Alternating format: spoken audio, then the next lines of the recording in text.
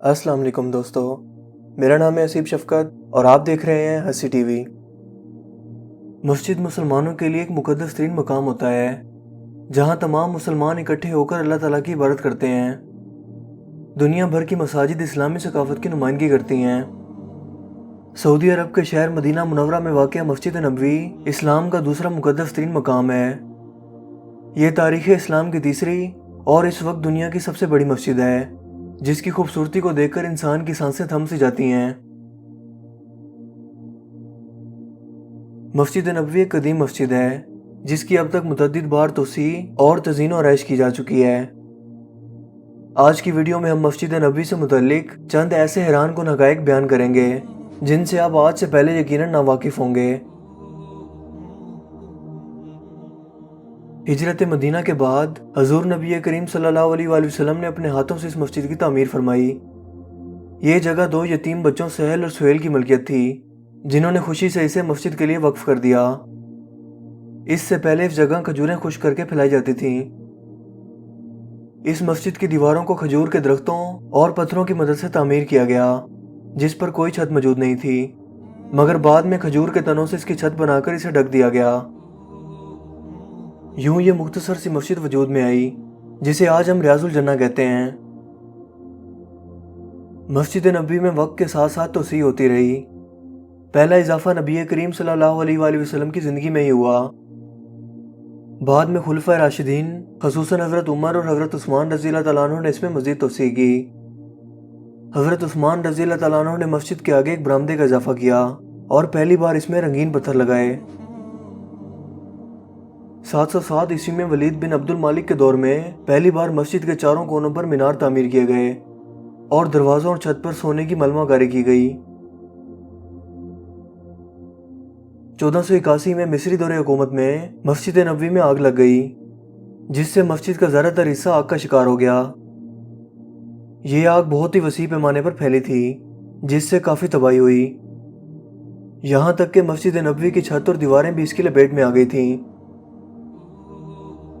لہٰذا اس دور میں مسجد نبوی کی نئے سرے سے تعمیر کی گئی، جو 380 سال تک قائم رہی۔ 1861 میں سلطنت عثمانیہ کے دور میں ترکوں نے مسجد نبوی کو پھر ایک نئے سرے سے تعمیر کروایا اور پہلی بار سنگ مرمر کا بھی استعمال کیا۔ گنبد خضرا بھی اسی تعمیر کے دوران بنایا گیا۔ اس ترک طرز تعمیر کو عمارت مجیدیہ کہا جاتا ہے، جو آج بھی پوری آن و شان سے قائم ہے۔ یہ گنبد لکڑی سے تیار کردہ تھا، لیکن اب یہاں دو گنبد ہیں، جن میں سے ایک اندر کی جانب ہے۔ اس طویل عرصہ کے دوران گنبد کو کئی رنگوں سے سجایا گیا، ایک بار اسے سفید رنگ میں بھی ڈھالا گیا، جبکہ ایک لمبے عرصے تک یہ جامنی رنگ سے بھی آراستہ رہا۔ 1952 میں مسجد نبوی کی مزید توسیع کی گئی اور پہلی بار کنکریٹ کا استعمال کیا گیا۔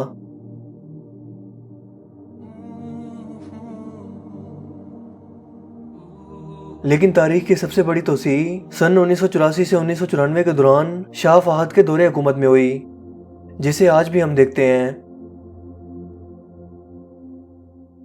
اس وقت مسجد نبوی کے اندر تہہ خانے اور چھت کو ملا کر تقریباً 7 لاکھ نمازیوں کی جگہ موجود ہے، جبکہ چھت پر مزید اضافے کی گنجائش ابھی بھی موجود ہے۔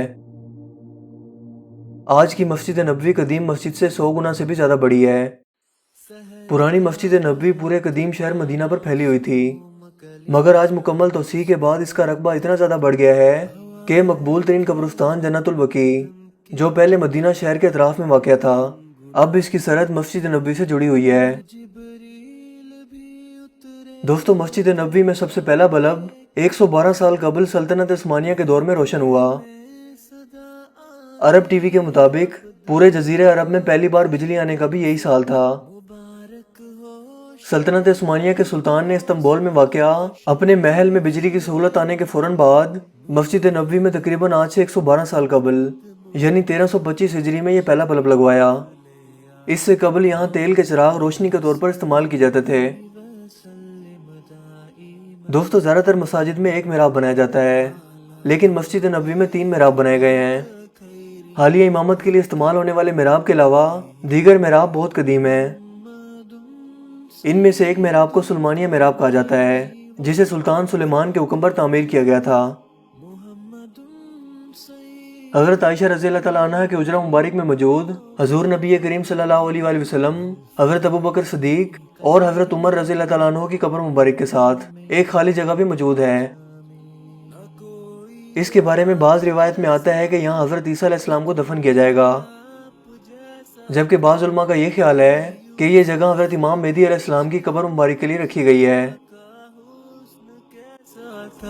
ज़मीनो आसमां में कोई भी मिसाल ना मिली, मौलाया सल्ली व सल्लिम दाइमन अबदन अला हबीबिक खैरी। दोस्तों, मुझे उम्मीद है कि आज की ये वीडियो आपके लिए काफ़ी इन्फॉर्मेटिव होगी और आपको पसंद आई होगी। अगर वीडियो आपको अच्छा लगा तो इस वीडियो को लाइक कीजिए और दोस्तों के साथ शेयर कीजिए। आप अपनी राय का इज़हार कमेंट्स में भी कर सकते हैं। मेरा नाम है हसीब शफकत और आप देख रहे हैं हसी टीवी। मैं मिलूंगा आपसे एक नई इंटरेस्टिंग वीडियो में। तब तक के लिए अपना बहुत सा ख्याल रखिएगा। Thanks for watching this video. अल्लाह हाफिज़।